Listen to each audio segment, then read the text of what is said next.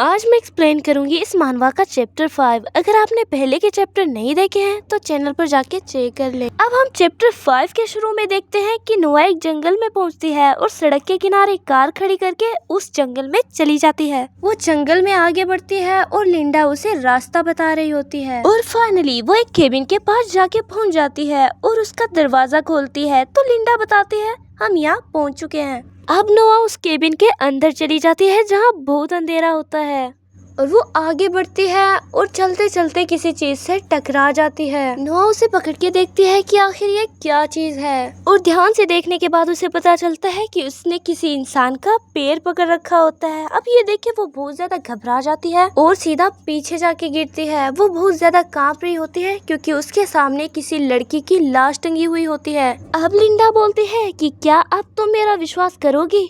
तो नोआ बस डर के मारे उसी लाश को देख रही होती है। अब सीन शिफ्ट होता है और हमें शहर का सीन दिखाया जाता है जहाँ बारिश हो रही होती है और डॉक्टर रूनी का ऑफिस दिखाया जाता है जहाँ वो फोन पर किसी से बात कर रहा होता है। वहाँ नोआ आती है तो डॉक्टर रूनी नोआ से पूछता है कि आज तो हमारा अपॉइंटमेंट नहीं है तो तुम यहाँ कैसे? तो नोआ बोलती है मुझे आपकी मदद चाहिए, आपके अलावा कोई और मुझ पर यकीन नहीं करेगा। डॉक्टर रूनी को कुछ समझ नहीं आता कि ये क्या बोल रही है। नोआ उसे बताती है कि मुझे एक सुनहरे बालों वाली औरत की लाश मिली है जिसने सफेद कपड़े पहने हुए थे और उसका चेहरा छिला हुआ था। मैं पुलिस को फोन करने वाली ही थी लेकिन मेरे लिए उन्हें ये सब एक्सप्लेन करना काफी मुश्किल हो जाता। हो सकता था कि वो लोग ये समझ लेते ये मर्डर मैंने किया है। डॉक्टर मुझे यकीन है आप समझ रहे होंगे है ना? अरे यार रूनी की शक्ल देख के लगता है ये समझ रहा होगा।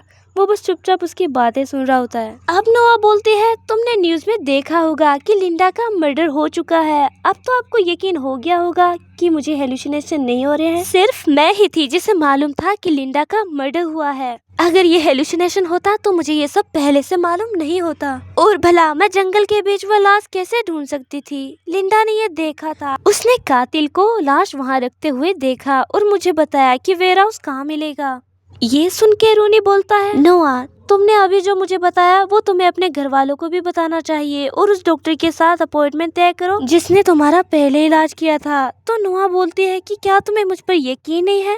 डॉक्टर आप क्यों नहीं समझ रहे हैं? मैं सिर्फ आवाजें नहीं सुन रही हूँ, ये लिंडा है जो मुझे सब बता रही है। तो रूनी बोलता है नहीं तुम्हें हेलुसिनेशन ही हो रहे हैं। लिंडा के मर्डर की खबर हमारे काउंसलिंग सेशन से पहले ही बाहर आ चुकी थी। मैंने नर्स से इसे कंफर्म किया है। तुमने पक्का सेशन से पहले वो खबर देखी होगी और फिर अपनी कहानी बना ली। तो नोआ चिल्ला के बोलती है नहीं आई स्वेयर कि मैंने हमारे सेशन से पहले ये खबर न्यूज में नहीं देखी थी और अगर मैंने ये खबर न्यूज पर देखी होती तो मैं झूठ क्यों बोलती कि मैंने ये लिंडा से सुना है। लेकिन रूनी कोई जवाब नहीं देता तो वो समझ जाती है कि रूनी को लगता है कि मुझे हेलुसिनेशन की बीमारी है इसीलिए मैं ऐसा बोल रही हूँ।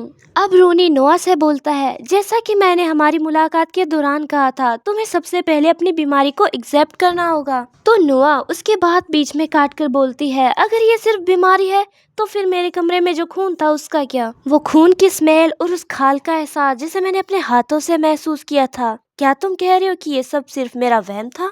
अगर तुम इसे अपनी आंखों से देखकर और अपने हाथों से महसूस करोगे तो क्या तुम्हें मेरी बात पर यकीन हो जाएगा?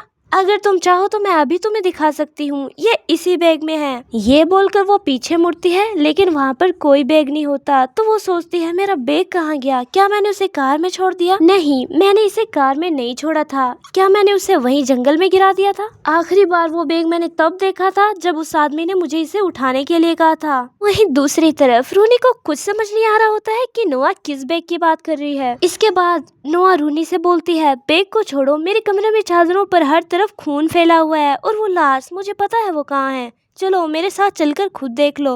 रूनी नोआ की बात सुन के पीछे हट जाता है और बोलता है नोआ तुम मेंटली इल हो, अपने इस डिल्यूशन को बढ़ावा देना तुम्हारे इलाज को सिर्फ मुश्किल ही बनाएगा। ये अपनी बात पूरी भी नहीं कर पाता है कि नोआ जोर से उसका हाथ पकड़ लेती है और बोलती है डॉक्टर ये कोई डेल्यूजन नहीं है, जब आप खुद वो लाश देख लेंगे तो आपको मुझ पर यकीन हो जाएगा, फिर हम लिंडा के कातिल को भी पकड़ पाएंगे।